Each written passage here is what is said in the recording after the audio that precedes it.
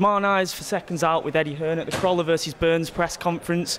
Now, what was it about this fight, both as a promoter and a fight fan, that was so exciting for you? Well, I think styles, the stages in their career, England versus Scotland, Glasgow against Manchester, just knowing both guys, knowing how they fight, knowing what it means to them, knowing how much they love to be in big fights, big events. It was a no-brainer, you know, probably something that we've been looking to make for a long time, this fight. I think people have been talking about it probably for 5 years, at super featherweight, at lightweight, at light welterweight, and now they've got it. And I think probably the most important fight in both guys' careers. You know, as you said, it is the most important fight in both guys' careers. In terms of Manchester being well known for being a fight city, it's had some amazing nights. You know, you've put on some yourself. So, where would you say this stacks up amongst the greatest nights? Obviously, the fight hasn't happened yet, but in terms of the recipe for the fight, yeah, I think it's got the potential to be one that will be remembered for a long time. I mean, when you talk about the Linares fights and the Barroso fights and the Perez fights, you're talking about great fighters that have probably brought a dozen people with them.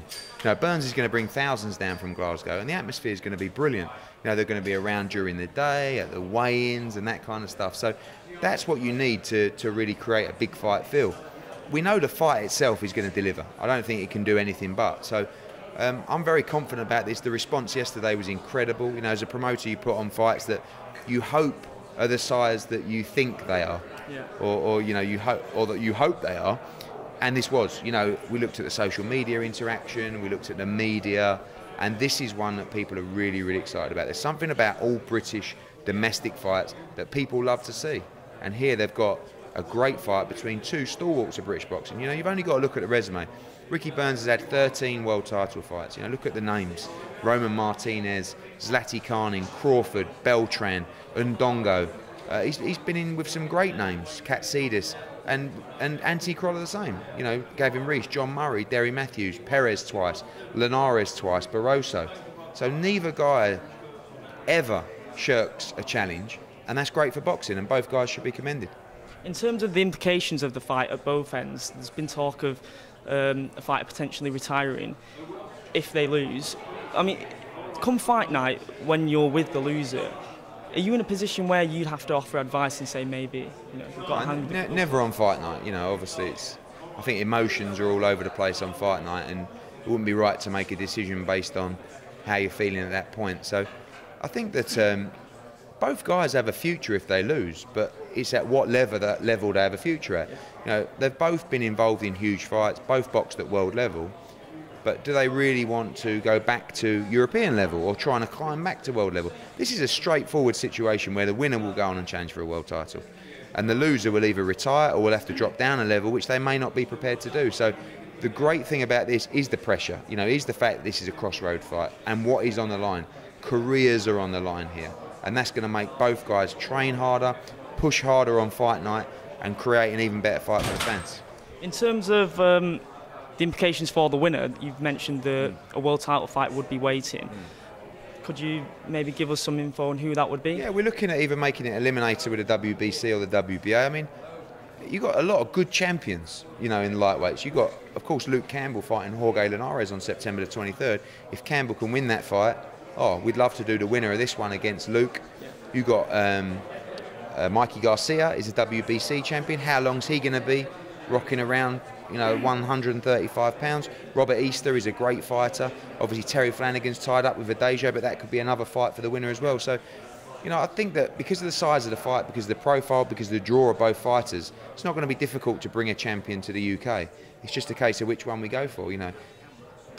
Does Anthony want another crack at Jorge Linares? You know, he's had two very tough fights against him. I think it's time to move on and challenge another champion. I know for Ricky, he's willing to fight any of them. I mean, it's been an eventful week for you, to say the least. Can you describe what you were going through when you found out, like all of us, when Klitschko announced his retirement? Were you immensely disappointed that the AJ fight won't be happening? Part of me was disappointed, and then part of me felt like it was a good time for him. It was a good decision, and I think the reaction that it got was the same kind of thing. You know, it was like, yeah, maybe it is time. You know, and probably from a sensitivity point of view, I thought it was a good decision. From a financial point of view, I spat me cornflakes out, you know, and I got the call at probably 7 AM from Burn Bonte to let me know, and they announced it at 10 o'clock. So part of me felt like he may not come back. And most of me felt like if that was the case, that would happen when he started camp. And he just thought, you know, I've seen it before. I mean, Kevin Mitchell got him a great fight for the European title, great money after the Barroso fight. He did a couple of weeks in the gym, he just said, I can't do it anymore.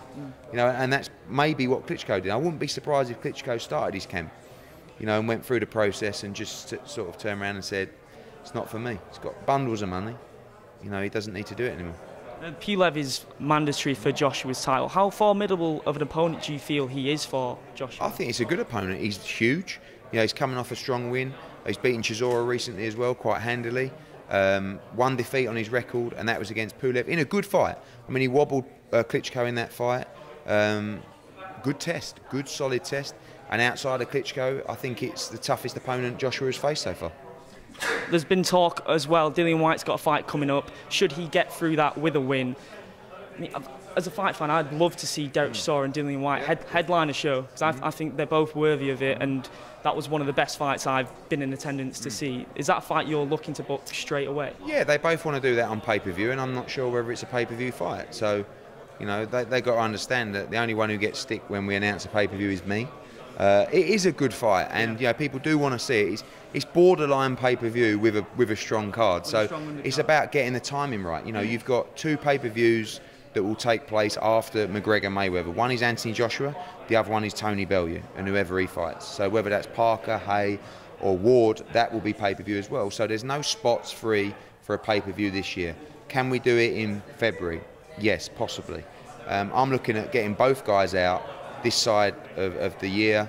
Obviously, Dylan's fighting August the 19th, and then we're looking at him in a big fight. You know, that might be on the Joshua card. Could be against Lucas Brown, could be against Jarrell Miller, could be against Dominic Brazil. Any of these guys that are causing a bit of a scene on social media, we'd like to make happen. So Dillian Whyte's up for that, and you know, it's the same old thing. You know, these fighters say they'll fight anyone, and most of them will, but they also want to get paid. Yeah. And sometimes they think the money is realistic, and it's not. But obviously, Dillian Whyte is a draw. He does put bums on seats. People do like tuning in to watch him. So he's going to be in big fights. Kell Brook has stated that next up he does want to fight Miguel Cotto. Do you support that decision coming off the back of?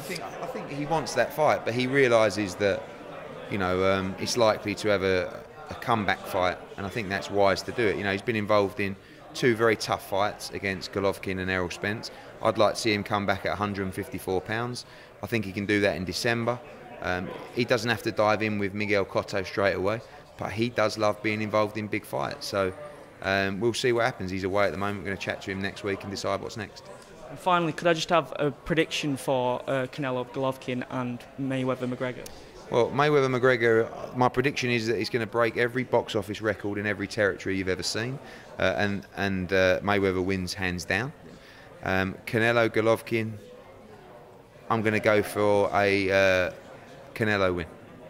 Yeah, and I think he'll beat him on points. Well, thanks a lot for speaking to us, Eddie.